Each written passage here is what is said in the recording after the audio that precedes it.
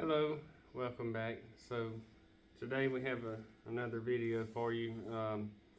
If you remember, I made a video before about tightening the chain on the chainsaw, and I promised a video on how to sharpen it. And so today that's what we'll be doing. And I guess let's get started. So the first step is to look at your chain.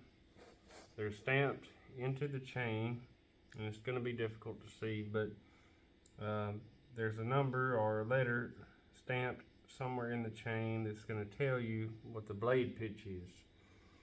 And in this case it's a 2, and according to the owner's manual, there's a chart it tells you that if you have 2, that corresponds to a chain pitch of 325 thousandths of an inch.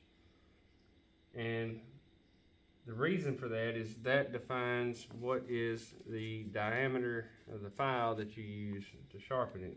And there's a separate chart that tells you, based on that blade pitch, there's a certain diameter. In this case, it is 3/16, and I've purchased this file set exactly for this purpose. You'll also want to use a file holder, and that typically includes a handle and this guide here. And you install the file in the guide, and it's marked with certain angles on it. And so the owner's manual will tell you, according to your chain, what is the correct angle. In this case, it's 30 degrees. And what I've tried to do here is make some marks just to show, to make it more clear with a Sharpie, that we're using the 30-degree mark. And there's other markings on here, but we only need this one. So what I'll do is wear my gloves just so I don't cut my fingers.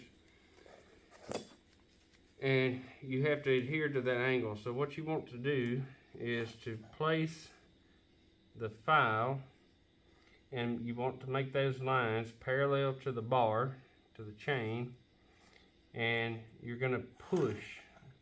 So the file works by pushing. So what you'll do is you'll push, and you'll push, and you'll do it about 3 times, 2 to 3 times. And once you've done that, you can move to the next one. So they're all staggered, so one's this way, one's this way, and as you advance, the way I do it is I'll just do all the ones in a single direction, and then I'll flip the chain or the whole saw around, and then I'll be doing the other ones, but instead it would be this way. So I'm still, I'm right-handed, so I'll be doing the same thing basically. And another tip is, if you notice here, I placed a mark on it. I just used a paint pen. I placed a mark here so that I can know which one I've sharpened, and as I advance the chain and work my way around, then when I get back to the beginning, I know that I'm finished. So that's the main points that you would want to know about it. Like I said, the file holder is important. I've seen people do it with just free-handed, and if you have experience and it works, that's fine.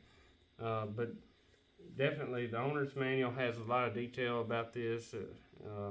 Even I didn't realize how much is there, but it's worthwhile to consult with the owner's manual, of course.